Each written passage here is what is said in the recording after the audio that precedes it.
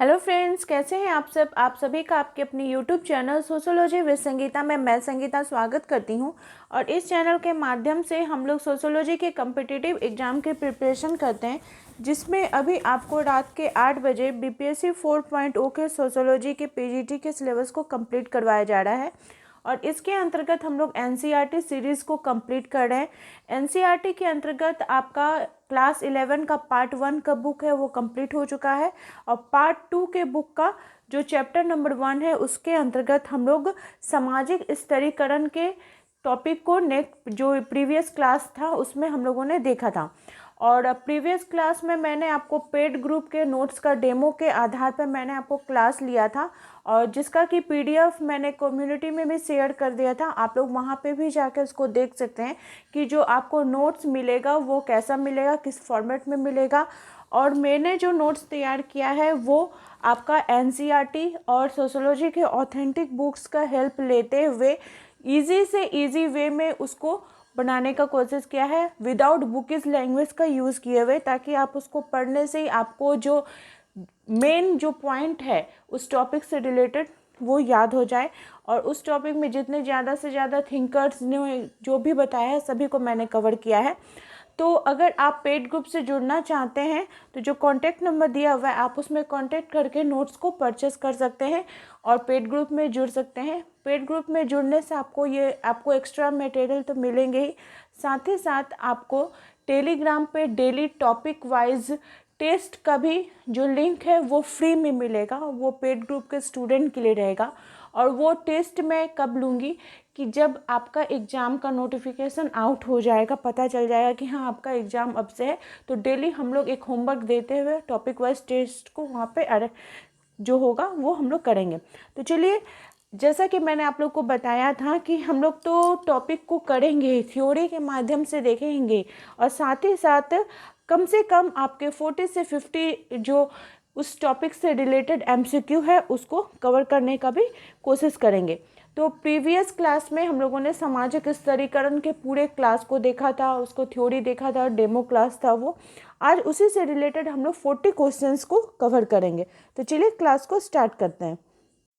हमारा टॉपिक है सामाजिक स्तरीकरण यानी सोशल स्ट्रैटिफिकेशन। इससे रिलेटेड 40 क्वेश्चंस को हम लोग देखेंगे, और आप लोग क्लास को लास्ट तक ज़रूर देखिए, क्लास आपके लिए हेल्पफुल होने वाली है। और अगर आपको क्लास हेल्पफुल लगे तो ज़रूर इसे लाइक भी करते चले। तो देखिए, सामाजिक स्तरीकरण के अंतर्गत हम लोग इसके विभिन्न सिद्धांतों से रिलेटेड क्वेश्चंस, विभेदीकरण, जाति एवं वर्ग, प्रजाति, जनजाति, निर्जाति, पदानुक्रम, असमानता, पार्श्वीकरण और दिव्यांगता से रिलेटेड क्वेश्चंस को देखेंगे। तो हमारा जो सबसे पहला क्वेश्चन है वो यह पूछा जा रहा है कि सोरोकिन ने 3 प्रमुख प्रकार के वर्ग स्तरीकरण की चर्चा की है, इनमें से कौन सा शामिल नहीं है। अर्थात सोरोकिन महोदय ने वर्ग स्तरीकरण के कितने आपको प्रकार बताए हैं, तो 3 प्रकार बताए हैं। वे कौन कौन से हो जाएंगे? आर्थिक वर्ग, राजनीतिक वर्ग और व्यावसायिक वर्ग। तो उन्होंने सामाजिक वर्ग के बारे में बात नहीं की थी। नेक्स्ट क्वेश्चन है कि सूची 1 एवं सूची 2 को सुमेलित कीजिए तथा सूचियों के नीचे दिए गए कूट से सही उत्तर का चयन करने के लिए बोला जा रहा है। तो जैसे यहाँ पे होकार्ट, नेस्फील्ड, अबे डुबाय, रिजले, इन्होंने कौन कौन सा अपना सिद्धांत दिया था स्तरीकरण का। तो होकार्ट महोदय ने जाति की उत्पत्ति का धार्मिक सिद्धांत दिया था। नेस्फील्ड वह जाति की उत्पत्ति का व्यावसायिक सिद्धांत से रिलेटेड है। अबे डुबाइस जो है वो जाति की उत्पत्ति का ब्राह्मणीय सिद्धांत उन्होंने दिया, और रिजले महोदय ने जाति की उत्पत्ति का प्रजातीय सिद्धांत दिया था। नेक्स्ट क्वेश्चन है कि वर्ग की सदस्यता निर्भर करती है, वर्ग की जो सदस्यता कि आप किस वर्ग के सदस्य, ये किस पर निर्भर करती है? क्या ये जन्म के आधार पर है, धर्म के आधार पर है, जाति के आधार पर है, या क्षमता और योग्यता के आधार पर है? देखिए, एक चीज हमेशा ध्यान में रखिएगा, जब भी आपका अगर जाति का वर्ग बात आता है तो जाति जो है ये आपके जन्म पर आधारित होगी, लेकिन जब वर्ग की बात आती है तो वर्ग की जो सदस्यता होती है वो क्षमता और योग्यता, आपका क्या क्वालिफिकेशन है, आपका क्या गुण है, आप कौन सा कर्म करते, इसके आधार पर आपका वर्ग का निर्धारण किया जाता है। बोल रहा है कि वर्ग व्यवस्था आधुनिक औद्योगिक समाजों खुले समाजों की एक विशेषता है जिसका आधार होता है अर्जन करना, अर्जन परिस्थिति है। वर्ग क्या है, जहाँ पे जाति जो है ये आपका प्रदत्त परिस्थिति के अंतर्गत आता है, वही वर्ग जो है ये आपका अर्जित परिस्थिति के अंतर्गत आता है। नेक्स्ट क्वेश्चन है कि निम्नलिखित में से कौन सा युग्म सही सुमेलित नहीं है। नहीं बोला जा रहा है, जैसे यहाँ पे जनजातियों के नाम दिए गए हैं और उनसे रिलेटेड राज्य है। तो यहाँ पे देख लेते हैं, जो हो जनजाति है ये झारखंड और पश्चिम बंगाल में पाई जाती है। खासी जनजाति असम और मेघालय में, भील जनजाति मध्य प्रदेश, राजस्थान, महाराष्ट्र और गुजरात में, और संथाल जनजाति बिहार, झारखंड और पश्चिम बंगाल में पाई जाती है। नेक्स्ट क्वेश्चन है, क्वेश्चन नंबर 5 पूछा जा रहा है कि गुजरात की जनजातियों में देवी आंदोलन का अध्ययन किसने किया था। तो देवी आंदोलन कहाँ पे हुआ था, गुजरात में हुआ था। ये गुजरात की एक जनजातीय आंदोलन है और इसका जो अध्ययन है वो डेविड हार्डीमैन ने किया था। उन्होंने भारत के गुजरात प्रदेश के खेड़ा जिले के वर्ष 1917-34 के बीच के राष्ट्रीय आंदोलनों में कृषक राष्ट्रवादियों की भूमिका का सूक्ष्म अध्ययन किया और इनके अध्ययन के मुख्य विषय गुटबाजी और दलित चेतना रहे हैं। आप लोगों से मैं एक कमेंट करके मुझे ज़रूर बताइए कि मैंने जो आपको बोला था कि हम लोग टॉपिक वाइज जो है वो पीजीटी का प्रीवियस ईयर का क्वेश्चंस को डिस्कशन करेंगे। तो आप लोग लाइव में डिस्कशन करना चाहते हैं, लाइव क्लास लेके हम लोग कम से कम 20 क्वेश्चन 30 क्वेश्चंस को डिस्कशन करेंगे। तो अगर आप लाइव जुड़ना चाहते हैं तो मुझे कमेंट करके ज़रूर बताइए, तो फिर मैं आप लोगों के लिए लाइव क्लास लाऊंगी जिसमें हम लोग प्रीवियस ईयर के क्वेश्चंस को डिस्कशन करेंगे। नेक्स्ट क्वेश्चन है कि पश्चिमी विषाक्तता अभियान की अवधारणा किसने प्रतिपादित की है। तो पश्चिमी विषाक्तता अभियान की जो अवधारणा है ये आपका भारतीय समाजशास्त्री दीपांकर गुप्ता ने प्रतिपादित की है। भारत के अभिजात वर्ग के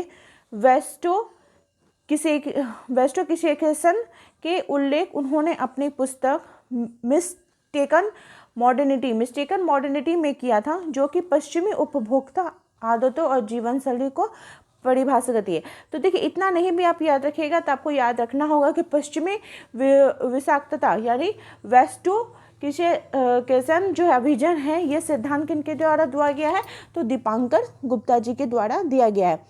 नेक्स्ट क्वेश्चन है कि निम्नलिखित में से कौन सा कारक भारत में जाति असमानता के उन्मूलन का कारण है। यहाँ पे ऑप्शन दिए गए हैं, विवाह बंधन, निरक्षरता तथा रूढ़िवाद, शिक्षा, जाति प्रतिष्ठा की भावना। तो देखिए शिक्षा जो है यह भारत में जाति असमानता के उन्मूलन का प्रमुख कारक रहा है। मतलब शिक्षा ग्रहण करने के बाद बोल रहा है कि क्या उन्मूलन का क्यों कारण ये बना है। तो शिक्षा व्यक्तित्व का सर्वांगीण विकास के साथ यह सामाजिक अनुकूलन में भी योगदान देती है। विभिन्न सामाजिक समूह जो हैं उनके बीच अगर शैक्षणिक अवसर प्रदान किए जाए तो जो प्रत्येक समाज है वो हर एक क्षेत्र में अपना, चाहे वो उसका सामाजिक आर्थिक हो या राजनीतिक हो, हर एक क्षेत्र में उसका विकास होता है। लोग जो होते हैं वो लोगों के साथ जब उनका विकास होगा सामाजिक तौर पर, आर्थिक तौर पर, तो उनका सामाजिकरण भी सही ढंग से होता है। वो अपने समस्याओं का भी उन्मूलन सही प्रकार से करते हैं, वो लोगों से मिलजुल सकते हैं। तो हम बोल सकते हैं शिक्षा जो है ये एक मेन फैक्टर जो है वो रोल अदा करता है। नेक्स्ट क्वेश्चन है कि वर्ग स्वयं में और वर्ग स्वयं के लिए की अवधारणा किसने प्रस्तुत की है। तो बहुत इंपॉर्टेंट है, ये किनके द्वारा दिया गया है, तो कार्ल मार्क्स जी के द्वारा ये दिया गया। क्लास इन इटसेल्फ, वो क्या नाम है, स्वयं में वर्ग का मतलब क्या हो गया, क्लास इन इटसेल्फ, ठीक है। और स्वयं के लिए वर्ग ये हो जाएगा क्लास फॉर इटसेल्फ, ये कार्ल मार्क्स की अवधारणा है। नेक्स्ट है सामाजिक स्तरीकरण के 4 स्वरूप। मैंने आपको बताया था दास प्रथा, जागीर, जातियां तथा सामाजिक वर्ग की विवेचना किसने की थी, तो बोटोमोर ने 4 प्रकार के समाजीकरण की बात करते हैं। वे कौन कौन सा हो जाएगा, दास प्रथा, जागीर, जातियां और सामाजिक वर्ग, ये 4 आधारों पर उन्होंने सामाजिक स्तरीकरण का वर्गीकरण किया था। नेक्स्ट क्वेश्चन है कि कौन सामाजिक स्तरीकरण की व्याख्या वर्ग, परिस्थिति और दल के आधार पर करता है, तो कौन करता है, मैक्स वेबर जी करते हैं। नेक्स्ट क्वेश्चन की तरफ बढ़ते हैं। नेक्स्ट क्वेश्चन है कि निम्नलिखित में से किन विद्वानों ने अधोवर्ग यानी अंडर क्लास शब्द पर बल नहीं दिया है, ठीक है। तो जे गोल्डथ्रॉप, एवं एम सेवेज ने अंडर क्लास शब्द पर बल नहीं दिया है। तो किसने किसने बल दिया था? मूडे महोदय ने दिया था। ये चीज़ को ध्यान में रखिएगा। नेक्स्ट है, निम्नलिखित में से किसने जातियों के बीच बंधनकारी बल के रूप में जजमानी व्यवस्था के प्रकारीकरण पर कार्य नहीं किया है? तो देखिए, आपका जजमानी व्यवस्था का अगर बात की जाए तो वाइजर तो आएंगे ही, उनका नाम तो आएगा ही। तो के गॉफ ने जातियों के बीच बंधनकारी बल के रूप में जजमानी व्यवस्था के प्रकारीकरण पर कार्य नहीं किया है। नेक्स्ट क्वेश्चन है कि सामाजिक स्तरीकरण के संदर्भ में निम्नलिखित कथनों में से कौन सा कथन सत्य है? बोला जा रहा है। ये यूपी पीजीटी के एग्जाम में 2021 में पूछा गया था। तो सामाजिक स्तरीकरण जो है ये सार्वभौमिक विशेषता है, हर एक समाज में, हर एक क्षेत्र में ये देखने को मिलता है। ठीक है, बाकी जो 3 है सत्य बोल रहा है तो सत्य 1 नंबर में ही हो जाएगा। बाकी जो 3 ऑप्शन है कि यह किसी खास समाज तक सीमित है, ये नहीं होगा। ये एक स्थानीय व्यवस्था है, विशेषता है, ये भी नहीं होगा। यह केवल भारतवर्ष तक सीमित है, ये भी नहीं होगा, बल्कि यह सार्वजनिक व्यवस्था है। नेक्स्ट क्वेश्चन है कि सामाजिक स्तरीकरण के अध्ययन के लिए मैक्स वेबर का उपागम निम्नलिखित में से क्या है? तो मैक्स वेबर ने कौन से उपागम दिया था? तो त्रिस्तरीय सिद्धांत दिया था, त्रिआयामी, 3 डायमेंशनल उन्होंने अपना थ्योरी दिया था। किसके क्षेत्र में? तो सामाजिक स्तरीकरण के अध्ययन के लिए। और उनका जो 3 स्तरीय आयाम था वो कौन कौन सा था? आर्थिक जो था वो वर्ग से रिलेटेड था, सामाजिक जो था वो परिस्थिति से रिलेटेड था, और जो राजनीतिक था वो दल से रिलेटेड था। नेक्स्ट क्वेश्चन है कि सामाजिक स्तरीकरण का प्रकार्यात्मक सिद्धांत किसने प्रतिपादित किया है? स्तरीकरण का प्रकार्यात्मक सिद्धांत जो है इंपॉर्टेंट है। देखिए कितने बार एग्जाम में पूछा गया, यूपी पीजीटी का, लेक्चरर मेंस का, आरपीएससी का, जीआईसी, पीजीटी, नेट, जीआरएफ कितना है? तो ये किनके द्वारा दिया गया था? सामाजिक स्तरीकरण का प्रकार्यात्मक सिद्धांत किंग्सले डेविस जी के द्वारा दिया गया था। कहाँ पे उन्होंने अपने किंग्सले डेविस के साथ उनके जो सहयोगी हैं उनका नाम है विल्बर्ट मूर, और ये सिद्धांत उन्होंने कहाँ पे दिया था? तो उनकी जो पुस्तक थी सम प्रिंसिपल ऑफ स्ट्रैटिफिकेशन, इसमें दी थी। यानी कि आपको इस क्वेश्चन के अंतर्गत एक और क्वेश्चन मिल गया कि सामाजिक स्तरीकरण का प्रकार्यात्मक सिद्धांत जो है वो किंग्सले डेविस का तो है ही, और साथ ही साथ सम प्रिंसिपल ऑफ आपका स्ट्रैटिफिकेशन जो है ये पुस्तक किसकी है? तो ये भी किंग्सले डेविस की पुस्तक है। नेक्स्ट क्वेश्चन है कि सामाजिक स्तरीकरण है समाज का क्या है? तो ये समाज की परिस्थिति के अनुसार विभाजन है, आपका कैसा स्टेटस है, आपका कैसा रोल है, उस आधार पर इसका विभाजन किया जाता है। नेक्स्ट है, निम्नलिखित में से भारत में जाति व्यवस्था की उत्पत्ति में माना को एक महत्वपूर्ण कारक किसके माना है? माना का जो सिद्धांत है ये किनके द्वारा दिया गया? जाति की उत्पत्ति का माना सिद्धांत, तो ये हटन महोदय जी के द्वारा दिया गया है।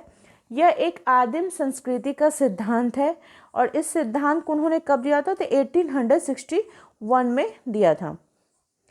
नेक्स्ट है कि परिस्थिति समुच्चय, भूमिका समुच्चय एवं भूमिका क्रमबद्धता जैसी अवधारणाओं के प्रतिपादक कौन है? तो आर.के. मर्टन हो जाएंगे।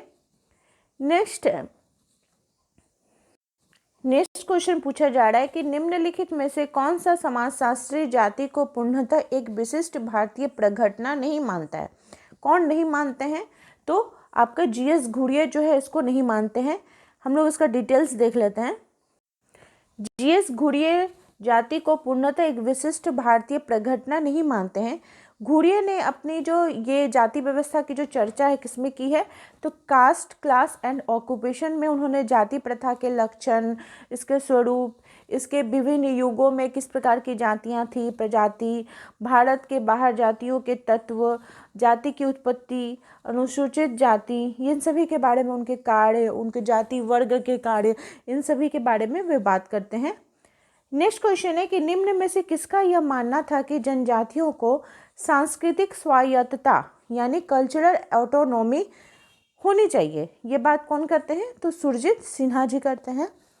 नेक्स्ट है, एन.के. बोस ने निर्जातीय अध्ययन सामग्री के आधार पर किस राज्य के आदिवासी समुदाय की प्रकृति के संबंध में चर्चा की थी? तो एन.के. बोस कहाँ पे अध्ययन किए थे? तो उड़ीसा राज्य में। नेक्स्ट है, यहाँ पे आपको 2 कथन दिए गए हैं और पूछ रहा कौन सा सही है। तो पहला है कि जनजातीय लोग बिखरे निवास स्थानों में रहते हैं। नेक्स्ट है अन्य समाजों की तुलना में जनजातीय समाज विलग है। तो इनमें से कौन सा सही पूछा जा रहा है, तो ये दोनों ही सही हो जाएंगे। नेक्स्ट है निम्नलिखित में से किसने भारत में 36 आदिवासी आंदोलनों का विस्तृत विवरण लिखा है, जिसमें से 14 अकेले पूर्वोत्तर क्षेत्र में। किसने पूरे 36 आदिवासी आंदोलनों के बारे में विस्तृत व्याख्या की है? तो कौन अध्ययन करते हैं? के.एस. सिंह। उन्होंने 1982 में भारत में 36 आदिवासी आंदोलन का विस्तृत विवरण लिखा है, जिसमें से अकेले कहाँ का था? तो वो पूर्वोत्तर क्षेत्र का था। यहाँ पे देखिए सूची 1 एवं सूची 2 दिया गया है।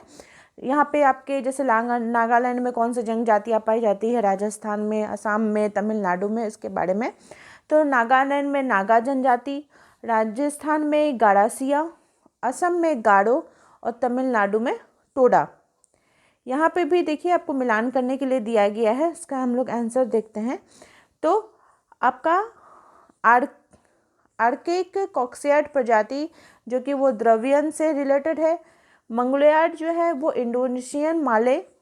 प्राथमिक कॉक्सियाड प्रजाति आर्मेनाइड से। ये सब मतलब सामाजिक स्तरीकरण में जो जाति है उसका, उन जातियों का जो स्तरीकरण है उसी से रिलेटेड है। और निग्रियोट जो है ये वुसमैन हॉटेनटॉट से है। नेक्स्ट क्वेश्चन है कि विक्टर एस डिसूजा ने अपने अध्ययन में रिश्तेदारी, जाति, वर्ग और धर्म का विश्लेषण किया था। तो विक्टर एस डिसूजा कहाँ पे अध्ययन किए थे? चंडीगढ़ में, मैसूर में, जयपुर में या फिर दिल्ली में? तो विक्टर एस डिसूजा जो थे वो चंडीगढ़ शहर के अपने अध्ययन में रिश्तेदारी, जाति, वर्ग, धर्म और विस्थापित या गैर स्थितीय स्थितियों का विश्लेषण उन्होंने किया था। विभिन्न समूहों के बीच आंतरिक भेदभाव का उन्होंने विश्लेषण किया। व्यवसायिक प्रतिष्ठा एवं आय के आधार पर किया था। किसके आधार पर किया था? तो विश्लेषण शिक्षा, व्यवसाय, प्रतिष्ठा और आय के आधार पर उन्होंने चंडीगढ़ शहर में अध्ययन किया था। नेक्स्ट है कि विविक्त जातियों यानी डिस्क्रिप्ट जातियों संबंधी विचार किनकी देन है? तो ये दीपांकर गुप्ता की देन है। नेक्स्ट है निम्नलिखित में से कौन सा एक गौस अंसारी के मुस्लिम जातियों के वर्गीकरण में नहीं है? तो अजलस जो है ये गौस अंसारी के मुस्लिम जातियों के वर्गीकरण में शामिल नहीं है। बाकी आपका अशरफ, अजलफ और अर्जल शामिल हैं। नेक्स्ट क्वेश्चन है कि गलत कथन की पहचान करने के लिए बोला जा रहा है। तो स्तरीकरण सामाजिक है, स्तरीकरण एक प्राचीन व्यवस्था है, स्तरीकरण का स्वरूप विविध है, लेकिन जो स्तरीकरण है अपरिणामी होता है, यह कथन गलत है। क्योंकि मेल्विन ट्यूमिन ने सामाजिक स्तरीकरण के जो 5 विशेषताएं बताई हैं, तो वो अगर उनकी 5 विशेषताओं को हम लोग देखते हैं तो क्या बताते हैं वे कि सामाजिक स्तरीकरण की जो प्रकृति है वो सामाजिक होती है। यह एक पुरातन प्रक्रिया है। सामाजिक स्तरीकरण जो है ये आपको प्रत्येक समाजों में देखने को मिलेगी और इसके विभिन्न स्वरूप भी होते हैं। और इसका जो प्रक्रिया है ये परिणामिक है। कैसा है? परिणामिक है। नेक्स्ट क्वेश्चन है कि निम्नलिखित में से कौन सी विशेषता मेल्विन एम ट्यूमिन के सामाजिक स्तरीकरण के विचारों से के संबंध में गलत है? तो यह अपने स्वरूपों में एक सी है। ये जो कथन है गलत है। नेक्स्ट क्वेश्चन है, बहुत इंपॉर्टेंट क्वेश्चन है कि पवित्रता एवं अपवित्रता की धारणा किसकी एक विशेषता है? वर्ण व्यवस्था, जाति व्यवस्था, जजमानी व्यवस्था या पुरुषार्थ की? तो ये किसकी व्यवस्था है? आपकी ये लुईस ड्यूमा जी के द्वारा दिया गया था और उन्होंने भारत के समाजों का अध्ययन किया था। और ये जाति व्यवस्था है। पवित्रता और अपवित्रता की जो अवधारणा ये लुईस ड्यूमा जी के द्वारा दी गई है। ठीक है, उसी से रिपीटेड क्वेश्चन है कि पवित्रता एवं अपवित्रता के बारे में जाति व्यवस्था की जो प्राथमिक व्यवस्था है ये किसने दिया है? तो लुईस ड्यूमा जी ने दिया है। नेक्स्ट क्वेश्चन है कि जातिवाद भारतीय राजनीति की अपरिहार्य संतान है। जातिवाद चुनाव में वोट बैंक हासिल करता है। तो दोनों ही कथन सही है और 8 जो है वो एक का सही व्याख्या भी करता है। नेक्स्ट क्वेश्चन है कि किस विद्वान ने भारतीय राजनीति में जाति की भूमिका को राजनीति का कैंसर, जाति को राजनीति का कैंसर किसने माना है? तो गॉडगिल महोदय ने। ये सब कीवर्ड है। अगर आपको उतना भी नहीं याद रखना है तो आप इतना भी याद रख सकते हैं कि जाति को राजनीति का कैंसर किसने माना है? तो गॉडगिल ने। नेक्स्ट है एक हिंदू परिवर्तित नहीं कर सकता, किसको नहीं, वो अपना घर को कर सकता है, अपना वर्ण, क्योंकि वर्ण जो है ये तो कर्म के पर आधार होता है, धर्म भी कर लेता है, लेकिन जो वो अपनी जाति को परिवर्तित नहीं कर सकता, क्योंकि जाति जो है ये जन्म पर आधारित होती है। नेक्स्ट क्वेश्चन है कि सबल्टन पर्सपेक्टिव यानी सबल्टन संपत्ति किसने दिया है, तो डेविड हार्डीमैन ने। किसमें दिया है, तो कास्ट, जेंडर एंड रेस इनकी पुस्तक का नाम है। नेक्स्ट है कि निम्नलिखित में से 2 सूचियां दी गई हैं, सही विषयों का मिलान करने के लिए बोला जा रहा है। तो हम लोग देखते हैं, जाति जो है ये प्रदत्त परिस्थिति है, ठीक है, वर्ग जो है ये अर्जित है, एकाकी परिवार में देखने को मिलता है, और आश्रम क्या है, ये व्यवस्था है, मतलब ये वानप्रस्थ आश्रम की एक व्यवस्था है, ठीक है।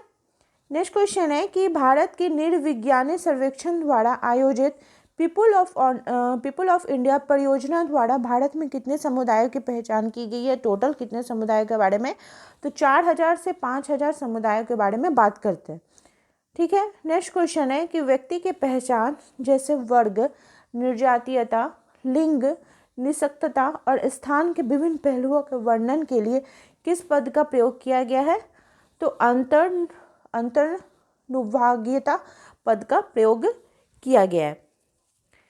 और आज का लास्ट क्वेश्चन है, यहाँ पे आपको बोला जा रहा है मिलान कौन सा सही है, तो बोल रहा है कि निर्जातीयता के विकास में परंपरा का पुनर्निर्माण एक महत्वपूर्ण तत्व है। तर्क दिया गया है कि परंपरा के पुनर्निर्माण का इस्तेमाल जो है यह राष्ट्र निर्माण तथा आर्थिक विकास के औजार के रूप में किया जाता है। तो कौन सा सही है हम लोग देख लेते हैं।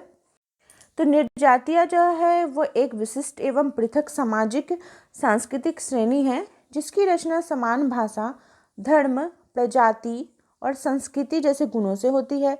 निर्जातीयता में परंपरा का पुनर्निर्माण नहीं होता है, परंतु परंपरा के पुनर्निर्माण का इस्तेमाल जो है वो राष्ट्र निर्माण और आर्थिक विकास के औजार के रूप में होता है। इसलिए हम कह सकते हैं कि ए गलत है और आर जो सही है। तो आई होप आप लोगों को आज का क्लास हेल्पफुल लगा होगा।